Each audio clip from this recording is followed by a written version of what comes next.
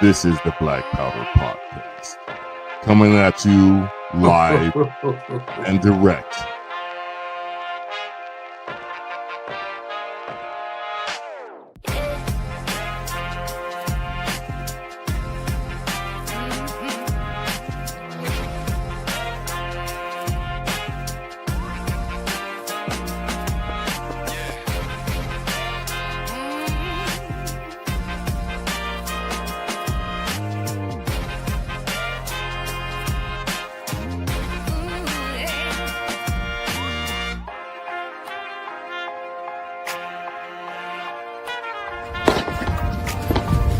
Your salty tears season my life. It's the Black Powder Podcast.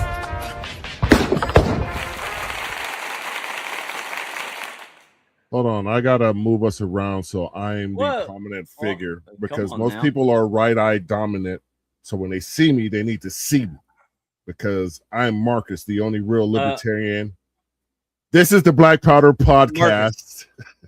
On my screen, you're on the left.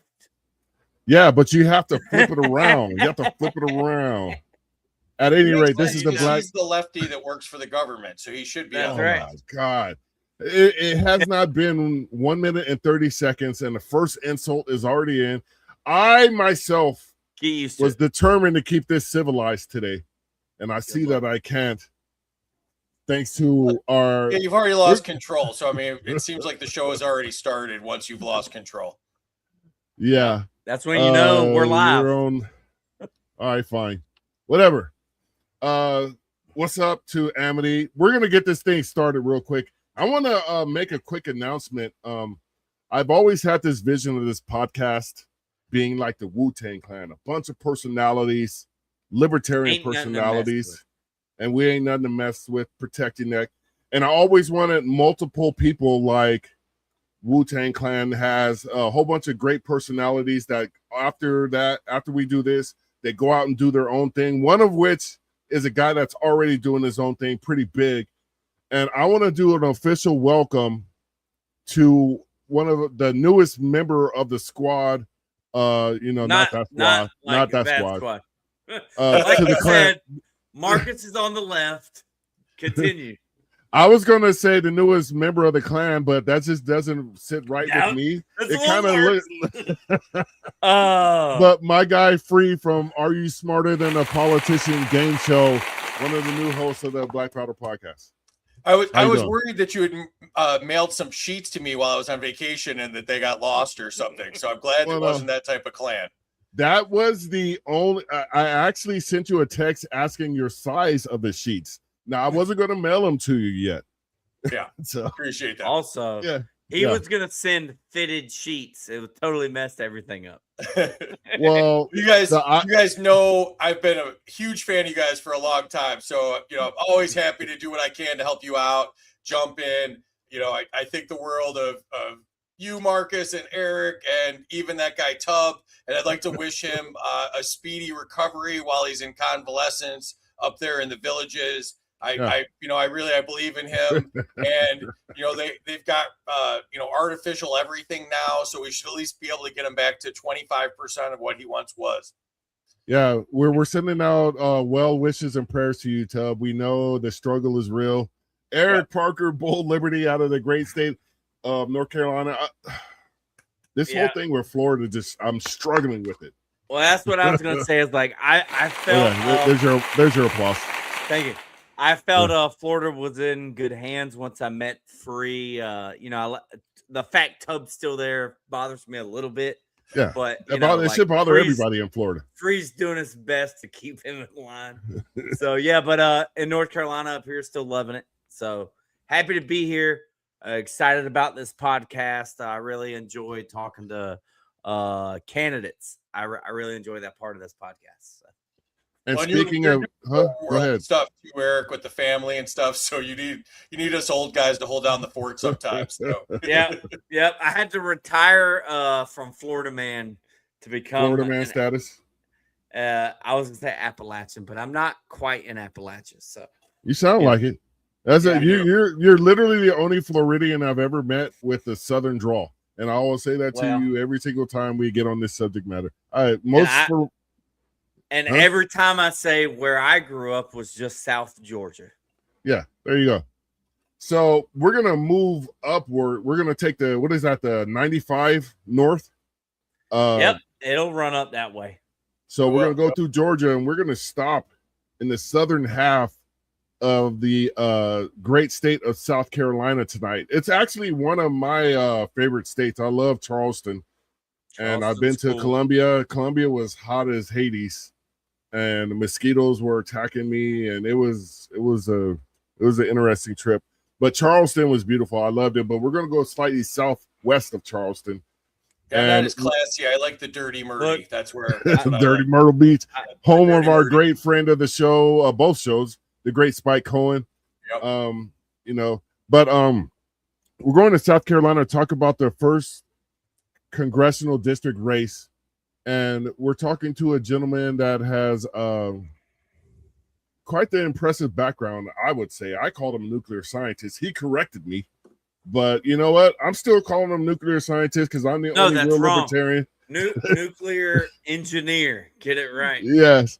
But without further ado, we're going to add him to the stage right now, Mr. Bill Reeside. How you doing tonight? I'm doing great. I really appreciate this opportunity. No, I mean, the opportunity is for us to interview qualified candidates, and we're totally stoked about that. To use some language I'm sure Free will use, stoked.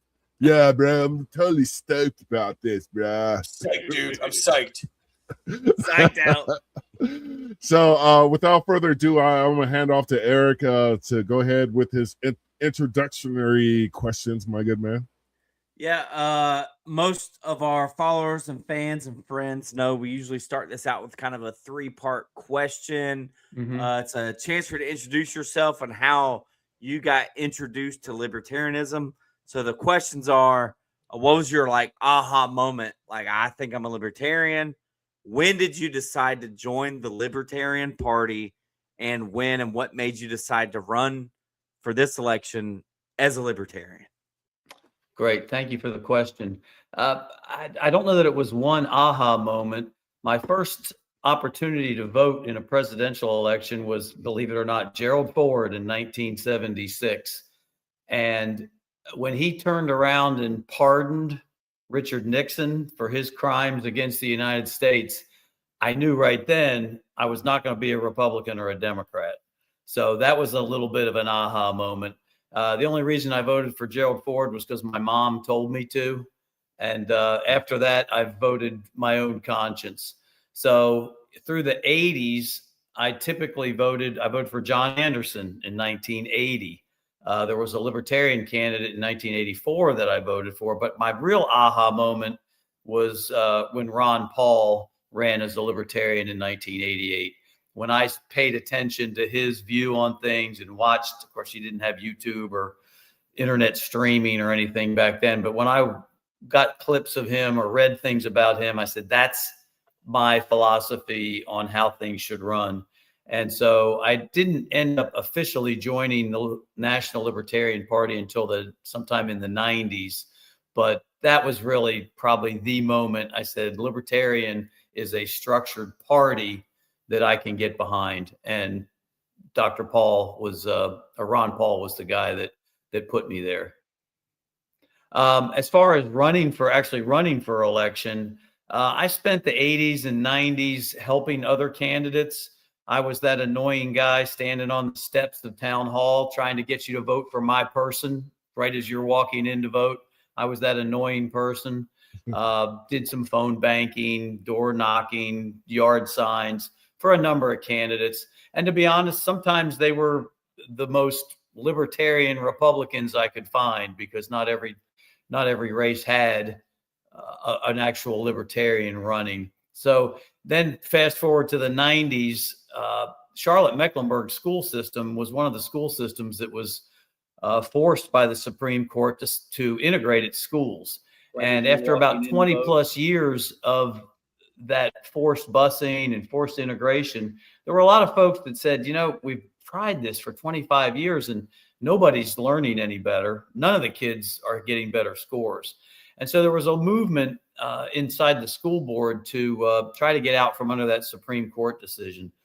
So I did run for the Charlotte-Mecklenburg School Board twice in the 90s, lost badly the first time, came within 1% the second time. But my wife at the time said, you had your 2 shots at politics. It's time to go make some money and raise your kids. So again, went back to volunteering for others, ended up moving to South Carolina, ended up getting involved in some campaigns down here. But what is driving me to run right now is the fact that the 3 branches of our federal government are way out of whack. The Congress over the last 100 years has given up its powers. And when you start giving away your power, there's always somebody there to take it. And I look at the last 20 presidents, and they have taken the power of tariffs. They've taken the power of taxing. They've taken the power of when and where and how we declare war. They've just taken all the powers, all the Article I powers that Congress is supposed to have now sit in the White House. And we can't go on that way.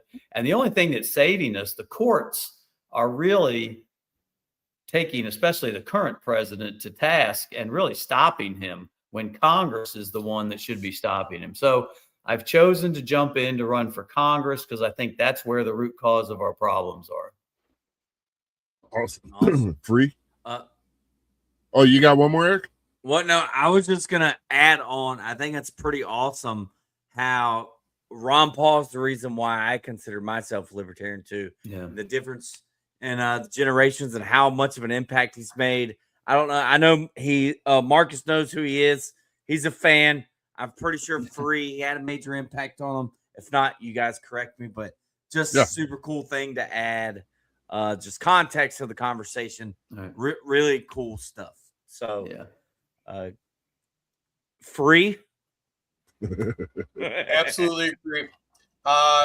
Yeah. So, Bill, what's the single biggest thing the federal government does today that it has no business doing?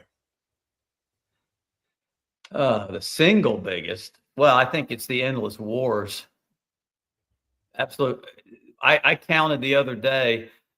I know we'll get into my opponents in a minute, but one of my opponents served 35 years in the Navy, and she rose to the rank of whatever vice admiral, which is a pretty good accomplishment. But I counted during her 35 years in the Navy, we've had at least 14 unnecessary, unconstitutional wars. And to me, that's totally unacceptable. And not one of them was ever declared under Article I of the Constitution by Congress. I mean, the classic example goes all the way back to Vietnam, when Lyndon Johnson wanted to just go crazy in Vietnam. He went to Congress and they said, this doesn't rise to the level of a war. We'll give you a resolution. And 58,000 dead soldiers later, the Vietnam War ended. So I would say it's the endless wars. All right. So, I'm known for being very anti-war. So you probably know that you're going to get a little pushback on parts of your platform. You talk about peace through strength. So I want to dig into a little bit of what that means and, where strength ends and intervention begins. Doesn't peace through strength basically create a political incentive for the Pentagon to constantly identify new threats to justify more spending? They want to go from $1 trillion in spending now to a $1.5 trillion, and their justification is peace through strength. Right. Yeah. So my platform says the strongest military in the world used rarely. And that's what I believe in. I also believe that the Pentagon needs to have a zero-based budget. In other words, my first year in Congress is going to I'm going to say to the Pentagon, I'm not looking at your budget till it's zero-based. So you go back and start at $0 and you build a budget that says these are the weapons we need to buy, how many military we need, so on and so forth. And if you plan to go to war in the next year, you better have a line in the budget for it, and you better come to me and ask for permission to go to war. Well, how much of that $1 trillion would you cut, and how many bases would you close? Yeah, would you yeah, get rid of our global footprint of yeah. whatever it is, 800 plus foreign bases? Yeah, I followed the BRAC plot program, and as a matter of fact, Charleston, South Carolina, was hit by that. The base something in closing, and that actually worked. It was a kind of a go no go, and it actually worked. And I think we should do that, looking at all the bases overseas as well. I mean, a perfect example is we've lost, I believe it was 3 soldiers in Jordan in this Iran war. I need somebody to tell me, why do we have a base in Jordan? Why? So I would look really hard at those, and I will also look at, if, let's just use Germany since they're supposed to be a friend. You want that big Ramstein Air Force Base in Germany, cost plus 100%. If you don't want pay me cost plus 100%, we'll go somewhere else, or we'll go home. Work. Got it. Now, I'm not trying to switch gears too hard here, but Okay. In the pregame, I said one of the reasons why we like to do this is because libertarians have a hard time, out there, because other people are defining who libertarians are. Now, you said tomorrow you got to go knock on some doors. You knock on my door, you tell me you're a libertarian, I'm going to ask you, what's a libertarian? Right. And what would be your answer? Yeah, I try to start at the 30,000 foot level. I also try to only do it in 30 seconds. I said, we are the only political party that believes in both economic freedom and personal freedom. And then I try, then I try to go into a few examples of economic freedom. Means less regulation, less taxing, no property taxes. Now, of course, the federal government doesn't do property taxes, but I use that as an example. Once you buy the property, it should be yours. Shouldn't have to tax it. So we talk about economic freedom, low regulation,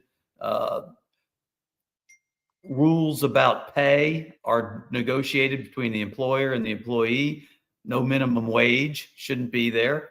Then we talk about personal freedom.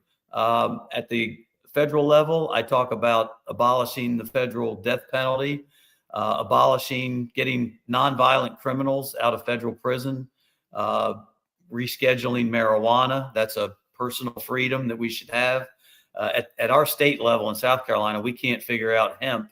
Nobody knows what hemp is and why it's illegal. Nobody knows, but we should do away with regulating things like hemp. So I talk about economic freedom, personal freedom, and then try to give examples. And when they say, well, that's what Republicans believe as far as on the economic side, and they say, well, that's what Democrats believe on the social side, how do you say, like, you guys are, how should I put that? How do you say we're not them? Right. And that's a great question. And what I turn it around into, because I'm running for political office, is, hey, I'm going to be the first libertarian ever elected to Congress. Justin Amash was kind of a libertarian, but he didn't run for re-election as a libertarian. So I'm going to be first. And I got to deal with 434 Democrats and Republicans. And what I say is, I can offer, when it's time to legislate and it's time to appropriate money, I can go to the Democrats and say, I'm going to give you something you need. Fewer federal prisoners, eliminate the death penalty at the federal level, take the chaos out of the immigration system. So I can go to them and say, hey, these are libertarian things that match up with the Democratic platform. In the same regard, I can go to the Republicans and say, y'all used to be fiscal conservatives. I will help you stabilize Social Security, turn Medicare into health savings accounts, take SNAP and Medicaid back to the 2019 budget levels, and then eventually turn it over to the states and let the states decide if they want to provide health care and food care. So I can offer that to the conservative Republicans. So that's how I tell them, I'm not a Democrat, I'm not a Republican, but our policies and our platform do match up with some of the items on those two sides. And that's how I can be effective in Congress. The important things. Eric, what do you got? Yeah, so kind of going back to Marcus's question and trying to get people to look outside of the Republican Democrat duopoly.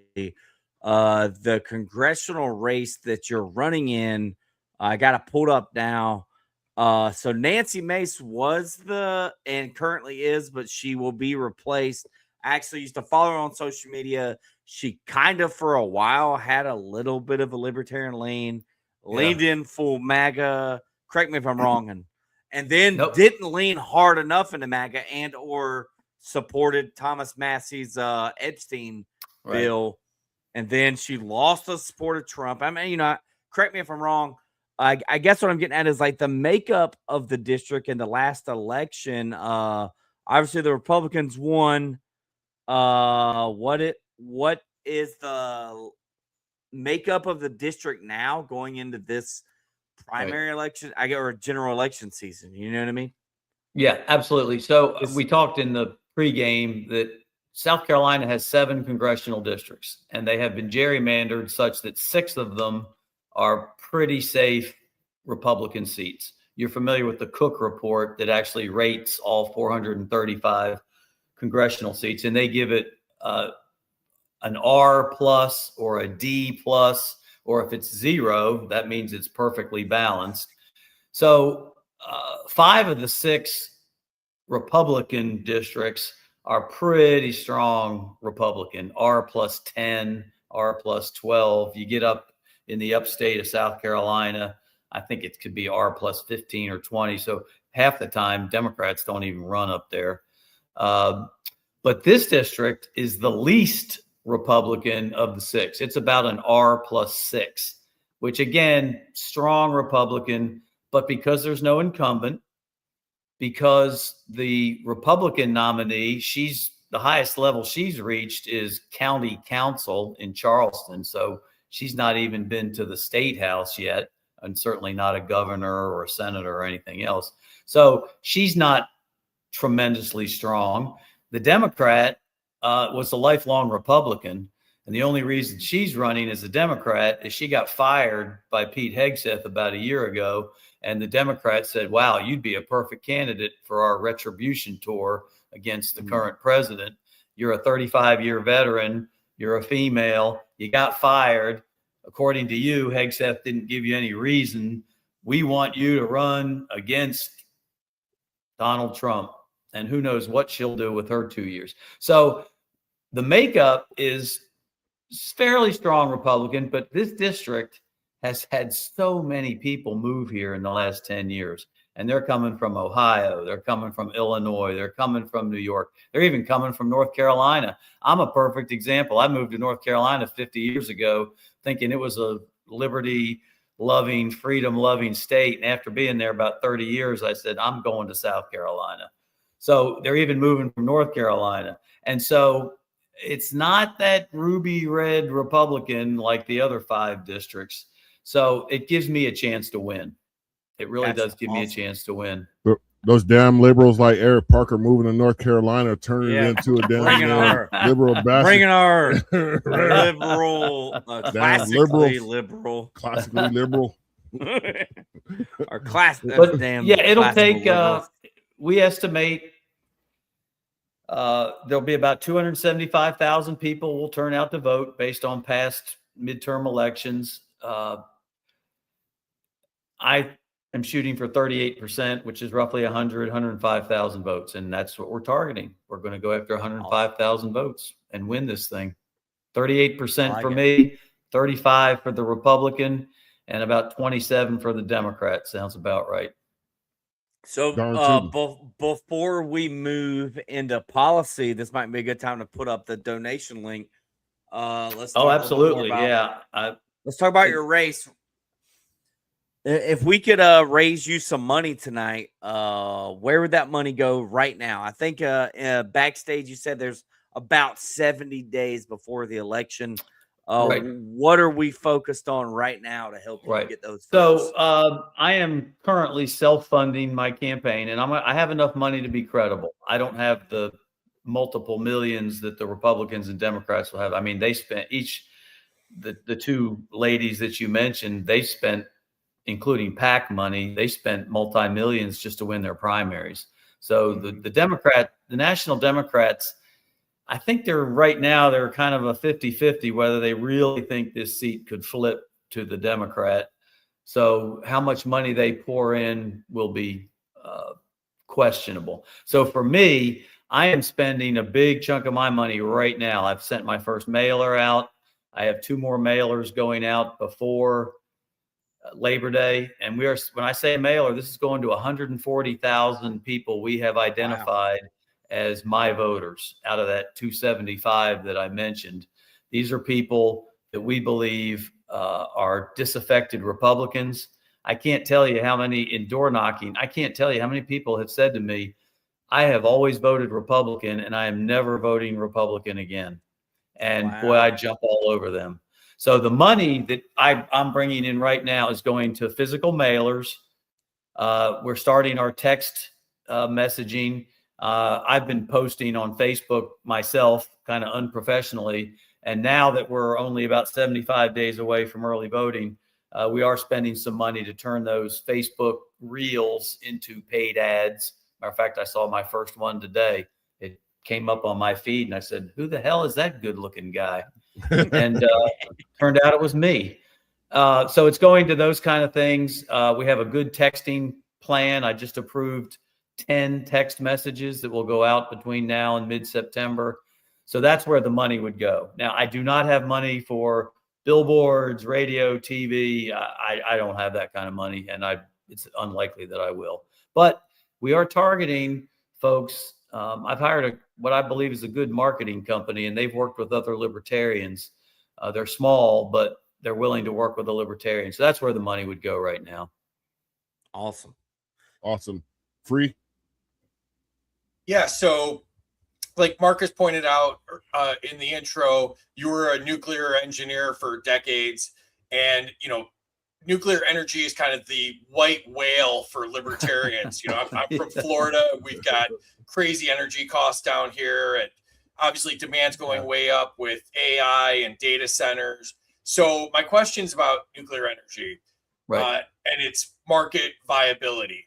So if we eliminated the subsidies for nuclear, would private investors build nuclear plants with their own money? And to tack on to that, if government regulations on nuclear were removed tomorrow, how safe would it really be? Yeah, there's 2 good questions. So let me do a little nuclear economics 101. So I came up in the nuclear industry in the 70s and 80s. It was economically viable. It made a lot of sense because oil was the carbon of choice in the 50s, 60s, and 70s. And everybody knew that the oil embargo in the 1973 really put a shock in the system. So everybody said, yeah, we need nuclear. And it was great. We built nuclear power plants all over the country. I think we got up to about 110 nuclear units. We were making 25 to 30% of our electricity with nuclear, and things were looking pretty darn good. We were looking to expand, sell the technology to South Korea, to Japan. The French had already adopted it because, as you know, the French have no coal, no oil, no natural gas. They didn't have hydropower. They needed nuclear, and they still make 85 or 90% of their electricity from nuclear. So we cruised along through the 70s and 80s and 90s. And as those time periods went along, people started getting interested in solar and wind and geothermal, and they started getting subsidies and so on. Well, fast forward to about 2005, everybody realized coal was the dirty stepchild, and coal was going to go away. So what are we going to replace it with? Well, nuclear. So in about 2005, the company I was working for, our president came down to Charlotte, North Carolina, and said, I got good news for you folks. All of you are going to have jobs forever. We're going to build 40 new nuclear plants in the US. We're going to build 40 more in China, and we're going to build 20 in India. And that's just the start. 100 nuclear units. Y'all have jobs forever. Well, fast forward about 5 more years, and the geniuses in the carbon industry found fracking. And if you're not familiar with fracking is a way to go in there and get all the natural gas out of those little nooks and crannies in rock. And the price of natural gas went from here to almost zero. And when it went to almost zero, I'm finally getting to your question. The short answer is no. Private industry will not build nuclear power plants when natural gas is free. They just won't do it because you can build a natural gas plant in 18 months. The fuel is free and the regulations are minimal. Nuclear power plant takes you 10 to 12 years to build it, billions of dollars in capital that you can't recover until you got the plant online. Once you get it online, it's actually relatively inexpensive to run. Nuclear fuel it's not free, but it's really cheap, and you run the plant for 90 years. But that's the reason the short answer is no. It's as long as natural gas is free, nuclear is not economically viable. Not the big giant plants. And so if it became viable, would you still need government to regulate it to keep it safe? Yeah, that actually, I didn't answer your second question. There are a lot of regulations that really are unnecessary. And I'll give you a perfect example is concrete. If you wanted to pour a set of concrete steps, you go to Lowe's or Home Depot and buy a couple bags of concrete and some sand and some small pebbles, and you build your concrete pad.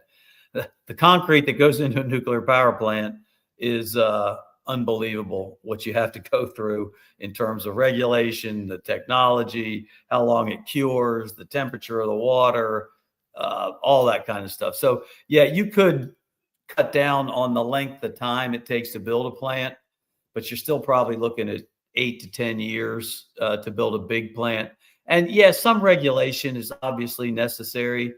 There's got to be engineering standards to build a plant. So yes, there's got to be some regulation that goes beyond industry standards, but it shouldn't take 12 years to build a plant. I kind of have a follow-up question here I'm giving you an olive branch, if you will, or carrot and a stick. What if you ended the subsidies for natural gas and the federal government ended eminent domain for natural gas lines? Yeah. Then would that level the playing field for nuclear energy versus natural gas or coal or whatever? Yeah. If you and I get it, lobbyists, this, that, and the other, probably never going to happen. Yeah. But hypothetically, if you got rid of subsidies for any industry, would the free market put nuclear over the others? Yeah, and that's a great question. And in terms of being totally transparent, the only reason the nuclear industry stayed in business after 3 Mile Island, which was 1979, was that the federal government took over insurance to indemnify nuclear power plants.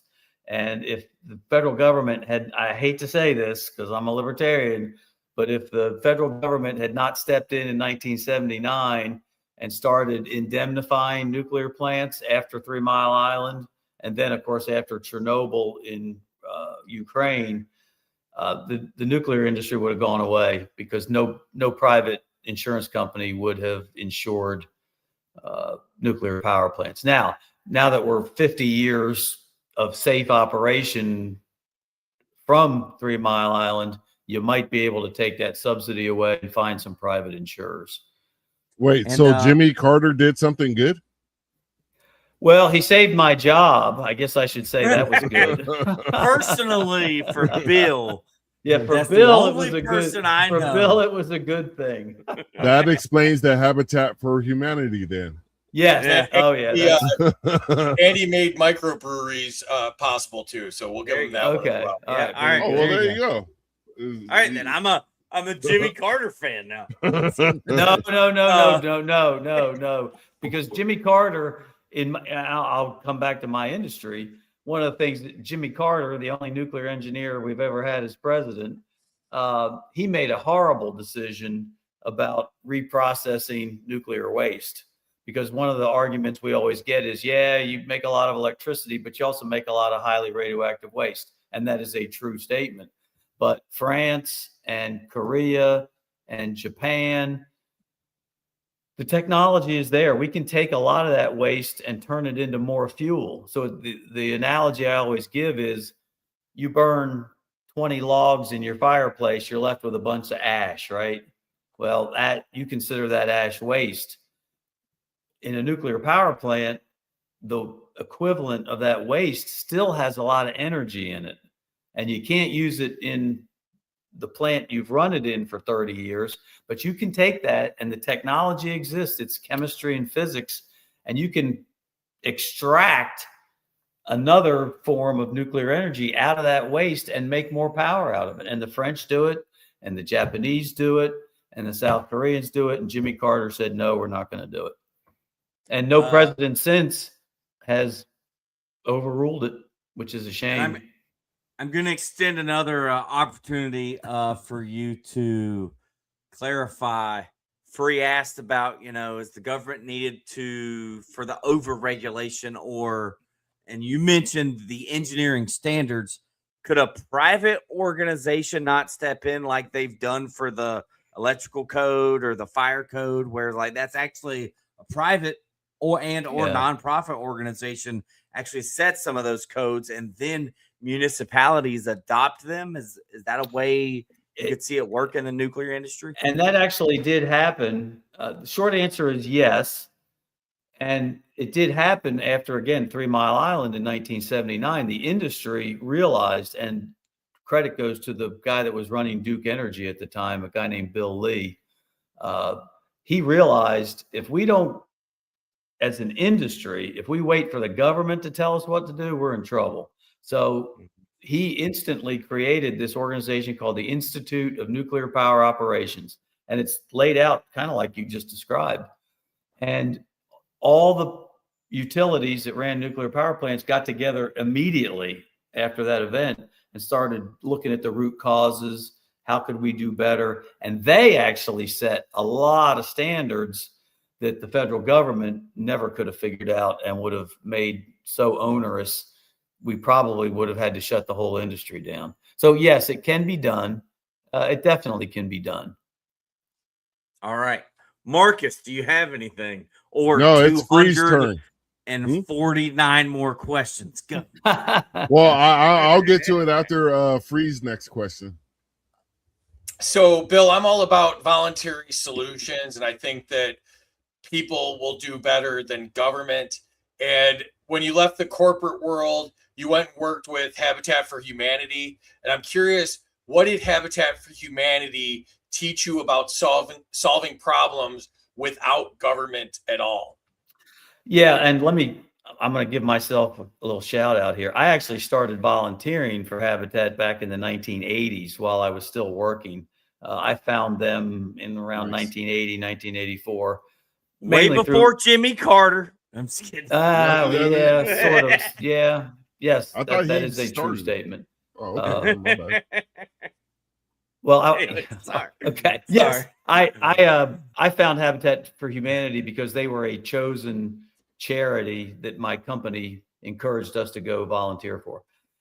Habitat has the best voluntary self-help model of any charity I've ever seen. Habitat for Humanity never gives away a house. The people who get a house through Habitat for Humanity also get a mortgage. Now, they get an interest-free mortgage, and it's only, I believe, typically they're only 20-year mortgages. But the people who get a Habitat house have to do what's called sweat equity. So if I'm a single mom of 3 kids and I can't afford to buy a house on my own, and I go to Habitat, Habitat will walk me through. They will train me. You have to go to financial training. You have to learn how to maintain your house. You have to learn how to do simple things like fix the leaky sink or change the light bulbs, or how do you change the furnace filter? They have to go through that training. And this is no government involved here. And then the part that I love the best is most Habitat affiliates have 5 or 6 houses going at the same time. So if you're going to get house number 6, you have to go to work on houses 1 through 5. You work your full-time job, you take care of your kids, and oh, by the way, you got to go work on Mary's house before Susie gets a house. And their business model it's just the best. It is just the best. And I happen to be a Christian. It's also a Christian organization, which, means a lot to me as well. So their business model is great. And then as the mortgages get paid, they just recycle that money into the next round of mortgages. And go ahead. What did you learn from Habitat about solving problems without government intervention? Well, it is a charity. The people who sit on the boards are all volunteers. Most of them. Well, why is charity better than government? Is basically the question. What did you learn in that respect? Because it's voluntary. The money, when I give money to, I sponsored a house up in Cincinnati, Ohio last year, a women's build. I got the pink shirt to prove it too. I don't have it with me though. It was totally voluntary. That donation I gave was totally voluntary, because I knew where the money was going. I could see it. I didn't have to send it to some faraway place and have 60% of it come back. I didn't have to do that. I knew every penny went to build this house in Cincinnati, Ohio. So the government wasn't necessary. I think if we could get the government out of the way, more people would be prone to donating money to an organization like Habitat versus not doing so. Because I think one of the things a lot of people, when you hear about these stories, especially right now, a lot of Americans are like, I can't even afford a steak right now. How am I supposed to kick into somebody to get a house? Yeah. And I think that's where a lot of Americans are missing the point where especially the point that libertarians are trying to make is the government is the problem. And Ronald Reagan talked about it, but he contributed to it. But the government is the problem. And that goes to my question. It's a 2-part question. Okay. When should a politician compromise? And when should a politician refuse to compromise? Yeah, I did run for office twice, but I never got to be in the position. So you're asking a really good question. I think one of the things that's going to drive me is I'm blessed to be the father of 3 sons and now 5 grandkids. And I look at my role as the same as a parent taking a child down the cereal aisle at the grocery store. Jeff Foxworthy says the cereal aisle is the most dangerous part of a grocery store. And what I learned as a parent, and I'm going to try to answer your question this way. What I learned as a parent, the word no is my favorite word. And who's in charge, me or the kid? And I'm going to use those 2 things when I'm in Congress. So I'm going to be saying no a lot, and that's where I'm not going to compromise. And I'm going to say that I'm in charge, not the executive branch, and not the lobbyists, and not the political action committees that may or may not donate to my campaign. So compromise is important. But I have a lot of red lines that I'm not going to go past. And I've said this publicly. I don't know if it's on my website yet. I will not vote to increase the debt ceiling unless Congress has declared war. If we haven't declared war, there is absolutely no reason to ever increase the debt ceiling. So there's one I won't compromise on. And they can throw all kinds of little sweeteners over there. Hey, Bill, you want something with the Second Amendment? Hey, Bill, you want something with doing away with or rescheduling marijuana? Just raise the debt ceiling. Now, there's a handful of things that have put us in real problems, and I just use the debt ceiling as an example. We cannot do that. So compromise is important. We have to find where we're unified, what we agree on, and start there. But there's a few things I just absolutely won't compromise on. Sweet. I don't know if did that answer your question? Yeah, I did. Okay. Because I think it reminds me of what Michael White told me one time, where Republicans wanted him to run so he could demand that they read the bills in the state house, and they were going to use him like as cannon fodder, basically, because he said they just hand you the bill and say vote yes. Yeah. And you get a hard copy or a electronic copy of it, but you're not expected to read it. You know, we talked about this on the last episode or the episode before last, where all they have to do is give it a catchy title, and you automatically form your opinion on what the bill is. And you know, that's one of the main problems with American education right now is people will read the headline of an article and they already have their opinion. It doesn't matter. The article could literally be about penguins and it says lions rule the world. But you know what I'm saying? And everybody be like, oh man, did you hear about how lions rule the world? And it's talking about emperor penguins. But that's how well, the last two presidents, one a Republican and one a Democrat, are perfect examples of what you just said, Marcus. Joe Biden's signature legislation was the Inflation Reduction Act. Now, inflation has added about 30% to the cost of living since 2020. 30%. Now, what did the Inflation Reduction Act do for us?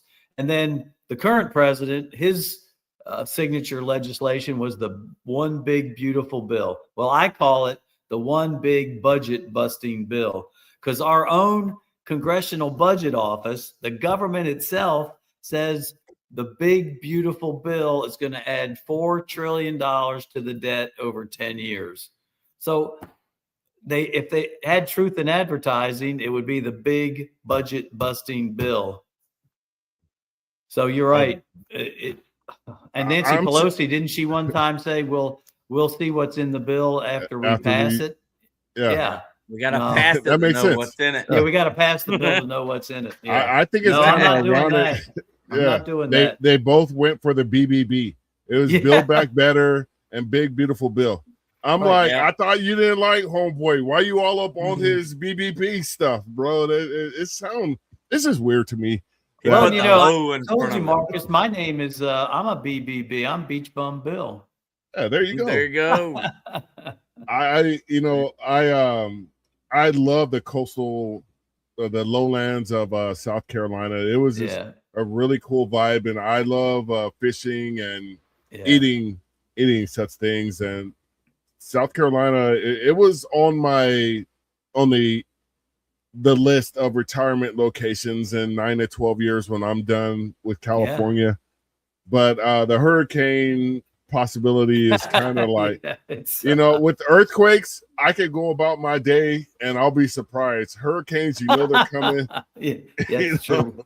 We do know they're coming now. Yeah, you guys are fortunate in that regard. But actually, and this is to your nuclear background, because there's no more nuclear. I think New Mexico has the most nuclear weapons in the United States, but northern New Mexico, they don't get hurricanes, they don't get earthquakes. The only thing they have is fires.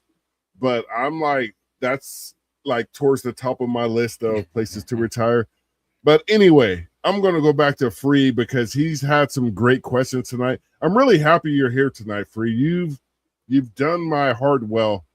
You know, you're somewhat of an unreasonable person, and it's kind of hard to get along with you, but you're doing a great job tonight, which is shocking to me. That's why I want to hand you the mic. I'm refreshed from vacation, so okay, there it is. I'm There in it a is. rare good mood. Spent some time with Amity and family in the lovely city of Chicago that gets so much positive press on the internet, and it just had such a great time. All right, yeah. So, Bill, you propose unlimited free work visas for both high skilled and low skilled workers. Why have the government involved at all at that point? And why wouldn't you just let peaceful people have free movement and come and work if they so desire? Yeah, I tell people, especially libertarians, if I took the libertarian purity test, I probably would get about an 80 or a 90, because there are a couple of issues where I'm not quite as libertarian. I do believe nations should have borders. I don't think we're to the place where the whole world can be one Shangri-La. So I do think we have to have borders. I do think our immigration system is incredibly chaotic and ridiculous. You've probably seen they just arrested some folks for thousands of sham marriages, and we've created that problem, and we shouldn't even be in that business. I'm trying to use that proposal to get us from this chaos and this violence over immigration to getting us farther down the road, closer to what you've laid out, to where we do have free movement of people across borders. I think we should start with, let me back up just a little bit more. As a problem solver, one of the issues we have is demographic. Our country, our birth rate is approaching below replacement. We have cut down on immigration so much. The numbers from the government just this week showed the labor participation rate and the size of the labor force is down 1 million people. That's a lot. So we need people. So I'm all in favor of getting more folks here from other countries. What I want to focus on right now to get out of the chaos is, let's have employers help us get there by saying, we need these jobs that are high skilled. We need these jobs that are low skilled.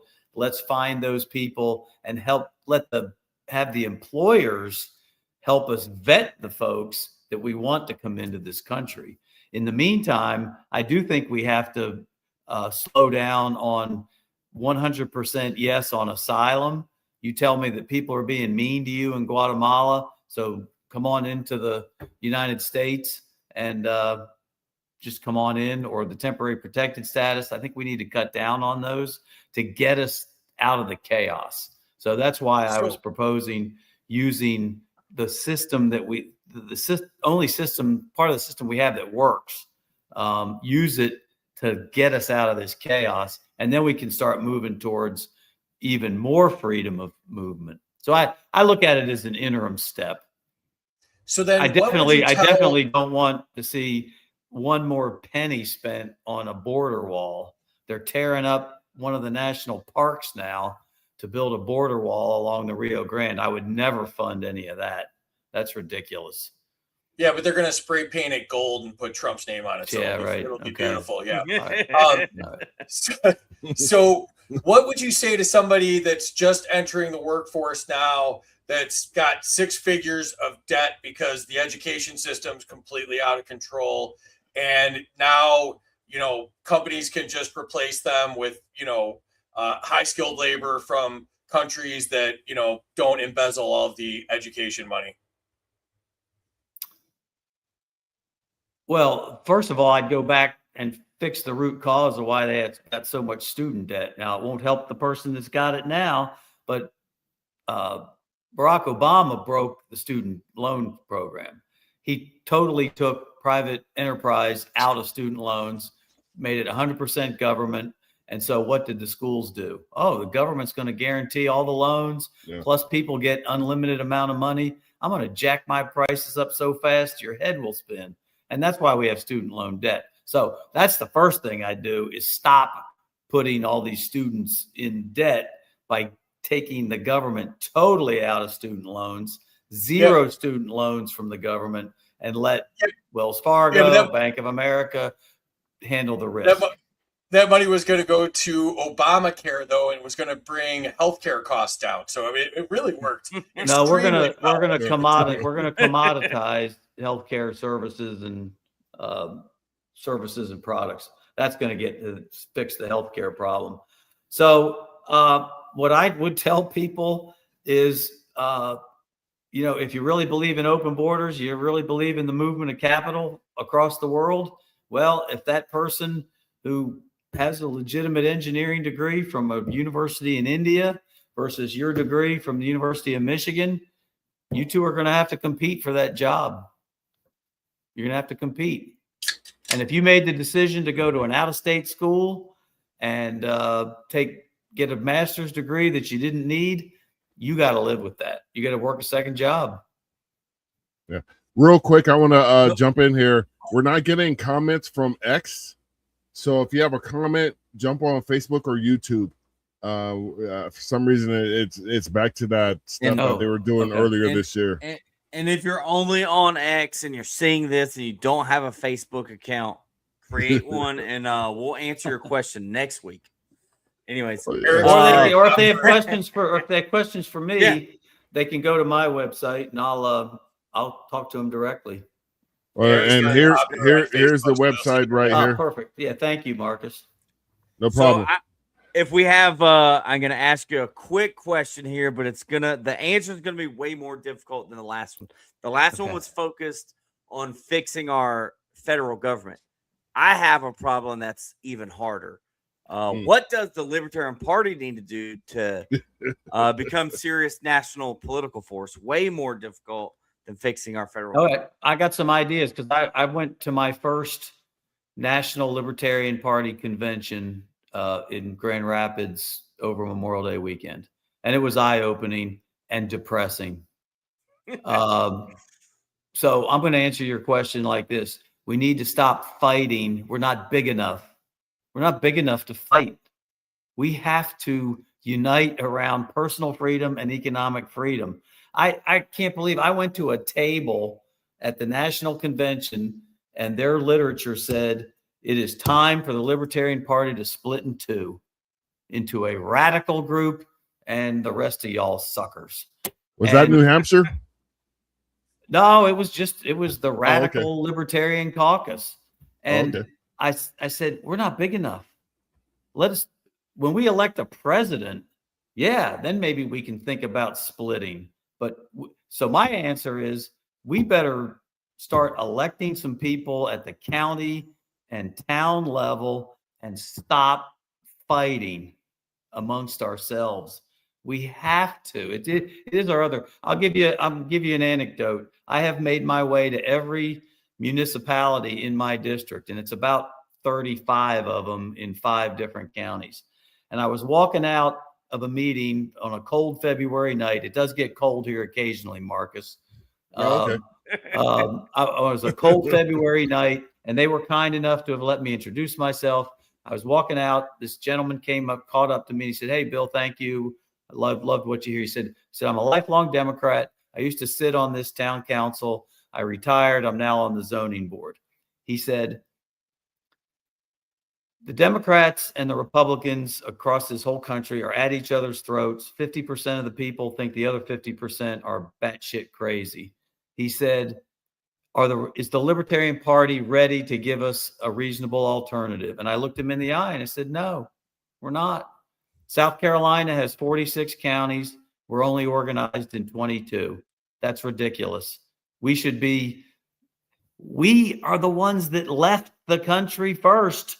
We're the most freedom loving. We had a fight in the Revolutionary War before Lexington. Look up the Battle of Sullivan's Island. We beat the British first. Forget Massachusetts. We beat them first. And yet we can only organize in 22 out of 46 counties. That's what we got to do. We got to stop fighting amongst each other and start electing some people, even if it's for dog catcher. Let's elect them and start building them up. The guy that's really helping me with my campaign, Ethan Mathis, is sitting over here listening. I have 5 goals in my campaign. One is to win 38% of the vote, 100,000 votes, first Libertarian in Congress. But one of my other goals is I want to find 3 young people, and I want to get enough votes, even if I lose, to show there's hope. And I want to find 3 young people that I can spend my last 25 years on this earth getting them elected to something. Gotcha. That's As admirable. as the As libertarian. libertarians, yes. All right, there you go. There you go. I'm Free. young. I'm just You're kidding. not that young. Kinda. You're not as young as me. Go ahead, Well, Free. all of y'all are younger than me, so the bar is low. I'm the Yeah. youngest in the room, right? Free, even with your hair plugs. I'm just kidding. That is correct. That is correct. Free, Marcus what do you- might be older than you, but he dresses like he plays backyard baseball, so it's And a disguise. So Uh, all right, Bill. So let's talk about guns. You know, we all like guns. In your platform, you talk about redirecting ATF resources.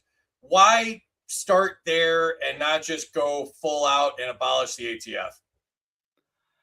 I'll be honest with you. I'm not sure I know enough about what ATF does, what their scope is, to just say totally get rid of them.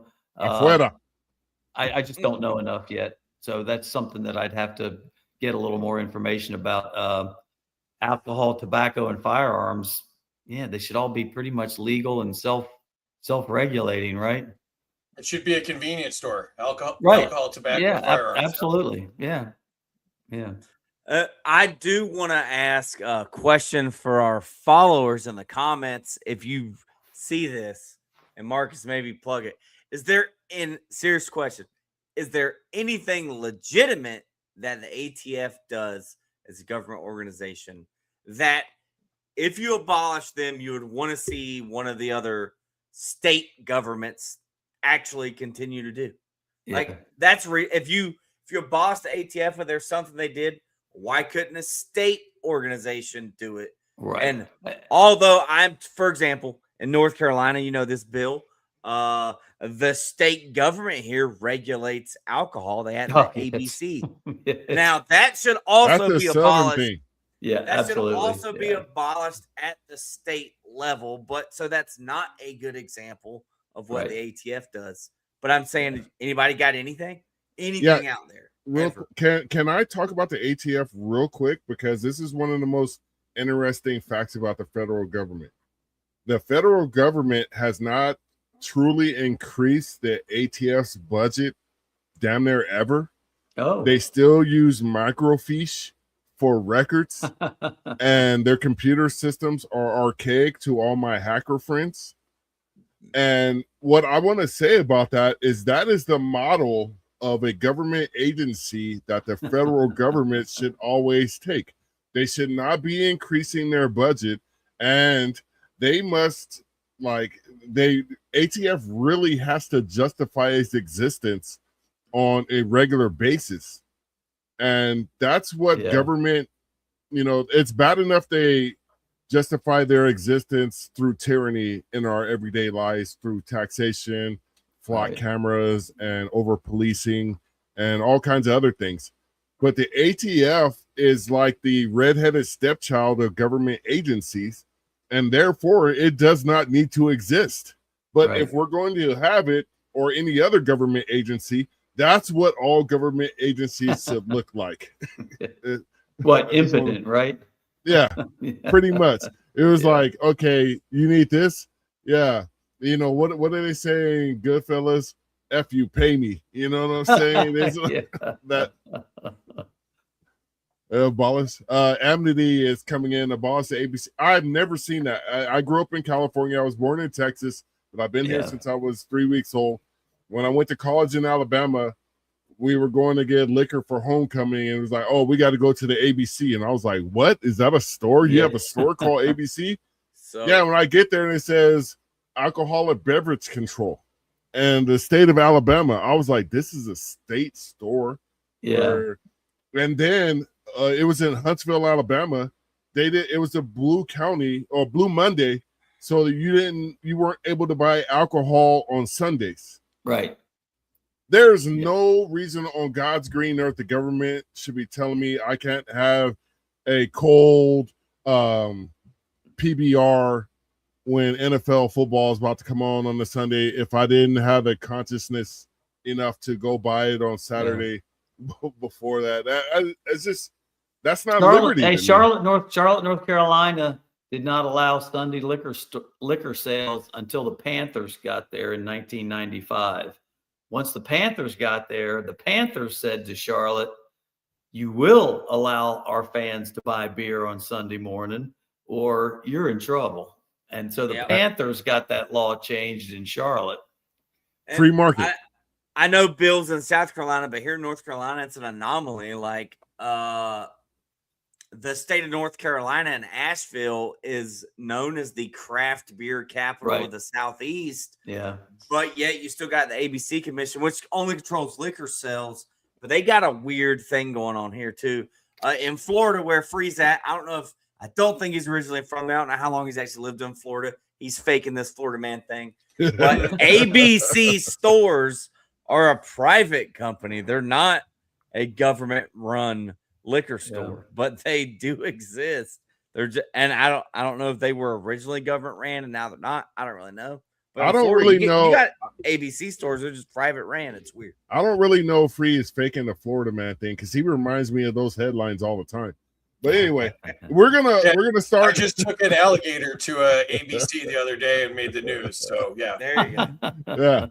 Yeah. As we push up on our closing time, we're gonna start. With our last questions, and then we'll go to our last comments. So we're gonna go to Free on your last question of the night. Bill, one of my favorite things that I've heard you say so far is that you want to help other young people get elected as libertarians. What would you tell young people in general why they should vote libertarian when we don't promise them money or socialism or all of these empty promises that the Uniparty promises them? Well, first I have to set the example of living my life like a libertarian, pushing for freedom. I just have to, I would say the short answer to the question is making sure folks know what happened 250 years ago and be brief. This was the greatest experiment the world has ever seen, really. So start with a little bit of education. And then secondly, talk about the benefits of freedom versus socialism. And I use healthcare as the example. Wouldn't healthcare be great if the government and insurance companies got out of the way? So I will use examples of where the government just absolutely overwhelms your life. So that's what I would tell the young folks. It's what I tell my kids and now my grandkids. My oldest grandchild is 12. I'm trying to get her kind of thinking like a libertarian. All she wants to talk about is Taylor Swift, but I'm working on her. Take 60% of her allowance. That's a really good right away. Yeah, that's a good way to do it. The dad tax, right? Yeah. Oh yeah. Oh, the fry tax has done my belly well over the years. Anyway, Free was that it? That was me. Yep. Yep. And thank you for the encouragement because I really, and I think I've found at least one here locally. There's a young guy who is in charge of our Colleton County Libertarian Party. He's actually run for state house once before, and I'm really working on trying to encourage him to learn from my race and jump in there again. My whole plan, I don't think it'll cost a whole lot of money, is we should just bail out anybody that gets arrested for cutting down a flock camera. And we should just run them in the next election. Yeah. They already got free press, you know what I mean? Yeah. Yep. Are you recommending that for me to get more attention in the next 70 days? Just go down and start cutting down flock cameras? I think that would be a great opportunity to raise some money. Hey, you'll go viral for sure. And you know what? No. I will help you out with bail money. You have my promise with that. Hey, the three of us, I got 5 on it. Yep. We'll cover it. Real quick, everybody who's listening, watching, real quick, $5, $10, $15, $20. The website is up there. If you could kick in, whatever you can. $100 will do a lot of damage. That's what is it? And I'll give you 5,000 text messages. a perfect example. $100 gets me 2,500 text messages.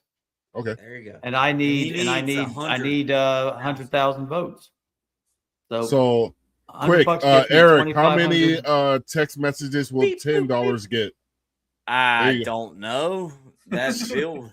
Public education, people. I was told Yeah, there would be well, one I'm price per, but either way, send this guy $10. And believe me, I will spend it wisely. All right, Bill, Eric, how much do we go got to ahead. raise for you today to cut down one flock camera? Huh? Is that legal? That's your final question? Yeah, no, I was gonna go back to something you were passionate about earlier. You basically said that Congress has surrendered too much power to the executive branch. Yeah. How did that happen, and how do we fix it?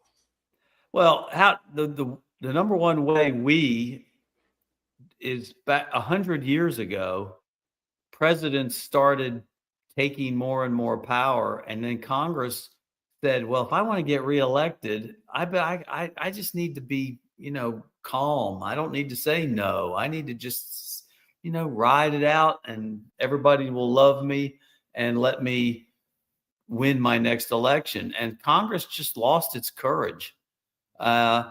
And I think it's kind of a backwards way of looking at it. The founders were geniuses by making the House of Representatives face election every 2 years, because you have to face those voters every 2 years. But we let the government get so big, and there's so much power that you have in your hands in Congress, they're afraid to lose the power. So just go along, get along, don't fight the executive. And I also think there's a natural inclination for people to want a king. I hate to say it, but you look back through history, life under a king can be kind of easy. Yeah, the king's just going to tell us what to do. I don't have any power. Just let the king tell me what to do. And I think sometimes human nature lets that happen. And I think the genius of the founders is we regulate ourselves. And that's how we let it go. I think one of the classic examples was that Gulf of Tonkin resolution in 1964 or 63, I guess, shortly after Kennedy got assassinated. Lyndon Johnson wanted to expand that war, and yet nobody had the courage to say, no, we're not going to expand this war in Southeast Asia. And they gave this toothless resolution, which actually was based on a lie. The military lied about what had actually happened, and everybody panicked. So Lyndon Johnson went out and sent 58,000 people to their death. And it's just gotten worse ever since. I want to throw up when I hear a congressperson say, well, I'm waiting for the president to tell me what to do and how to vote. One of my opponents has taken an endorsement from the current president. Do you know how unconstitutional that is? How is she supposed to provide oversight to the executive branch when she is taking an endorsement from the sitting president? Breaking news, it was the Democrat. I'm just kidding. No, we look at your history. The last 20 presidents, have been 11 Republicans and 9 Democrats, and they all have taken power from Congress. Yeah. I will say this. Well, I have a little bit. When Nancy Pelosi was leader of the House, I think she had a 3 or 4 vote margin. There was never, ever anybody who strayed from the way she told them to vote. Right. There were, just like I very much dislike giving Tubb any credit for anything, or free and giving free any credit for anything. That is impressive, because Republicans, they did have, with our guy from Kentucky 4, he stood on principle and for his district. And you don't see that. And that's why that's one of the messages that I think libertarians should try to get across to people is when you vote for a libertarian, you're voting for somebody who is not beholden to a monolithic power. Right. And that's why it's important for people to start understanding what libertarianism is. Now, my final question to you, sure, because we both have a sports background, with you being a soccer and a basketball referee, what did you learn about humanity? Oh, geez. What did I learn about humanity? I learned that a lot of parents who failed at sports are trying to live their lives through their children. That's not me. Hey, and it's Marcus, pretty sad. I feel that's I feel that sports, but my onto it, son. I'm just kidding. no, I kid you not. With my son, he got released, but he played a tad bit of professional baseball. Oh, great! But when we were trying to name him, I said, I don't care what his name is, as long as it sounds good over the speakers at Dodger Stadium. I was literally wearing a Dodgers hat and a Dodgers jersey. The jersey I gave to him, he has it right now. When he was born, the doctors are, all right, let's do this. He came, he handed it to me. I'm like, I don't get a robe or anything. But the dude wanted to play baseball since the moment he could walk. So shout out to him. Seriously, I think the thing I learned, and I obviously officiated and coached team sports, is that a good team beats good individuals. I think I saw that so many times, especially on the soccer field where you got 11 on a team. A good team beats good individual play. And that's why I will incorporate this into my last comment. And that's why I think libertarians need to jump out of this culture war bullshit that's going on in the duopoly, because culture wars are not a team sport, but liberty is a team sport, because my liberty is your liberty is my liberty. To Amity, to hell no, to the White Sox. It's all about the Dodgers. I'm struggling with baseball right now because of my son and whatnot. About the Tampa Bay Rays, even though North Carolina's got a team, right? I don't know. All right. So what we're gonna do, we're gonna get your last. Well, real quick, I want to mention, because we actually are staying in South Carolina next week with Jessica Etheridge in District 4. Oh she's a great candidate. Yeah, so she's coming on next week. So shout out to Jessica. Thank you for that. And, thank you to Bill. We're going to give you your last, your closing statement. Then we're going to put you backstage if you want to stick around for after we're done. Sure. So without further ado, tell the people where they can find you. Well, let's start off with why they should vote for you and where they can find you. How about that? Yeah. The why is this constitutional republic is the greatest government ever put in place. And if you believe we have to have at least a little bit of government, this is the way to go. But the genius that put it together 250 years ago, we have not taken care of it. Benjamin Franklin was asked after the Constitution was finished, what kind of government do we have? Do we have a monarchy? And he said, no, we have a constitutional republic if you can keep it. And we haven't. So that's why you should vote for me. It's the greatest form of government we could possibly have. It's too big, but the form of it is correct. So I want you to vote for me so that I can help restore that balance. And then we can get back to focusing on economic and personal freedom. And you can reach me at that ResideForCongress.com. You can donate. You can help get involved. We are in the throes of door knocking, phone calling, still fundraising. We need to find 100,000 votes, and y'all can come to Washington on January 4th and help me get sworn in as the first libertarian in Congress. Awesome. I'll be there. All right. And you don't even have to wear a tux. Well, I'm going to wear one of my traditional, I wear suits to every convention I go to. Okay. They happen to be tracksuits. He looks like uncool Mo D. They're still suits. Tracksuits. All right. And one more time, we're going to put up that website. Thank you. My bad. Reeside for Congress.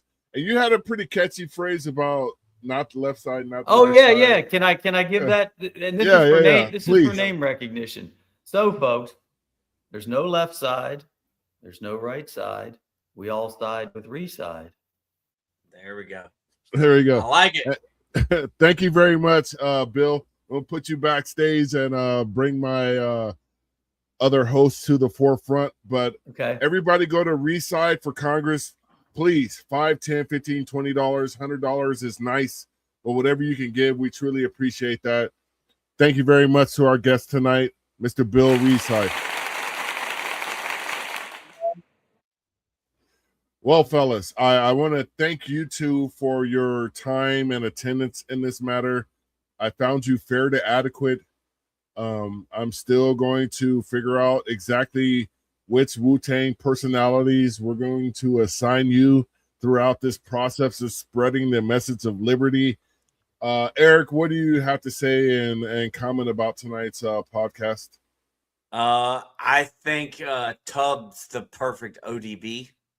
No, just I thought I was leaning towards Free being the ODB, but I'm fine with that too. More likely. Yeah, but thought Tubb would like that one. All right, Free. What do you got in your closing comments for tonight? I really like Bill a lot. Like, I think the challenge for us doing shows like this is to look at a platform like his and, try to figure out if he's a common sense incrementalist or if he's Republican light.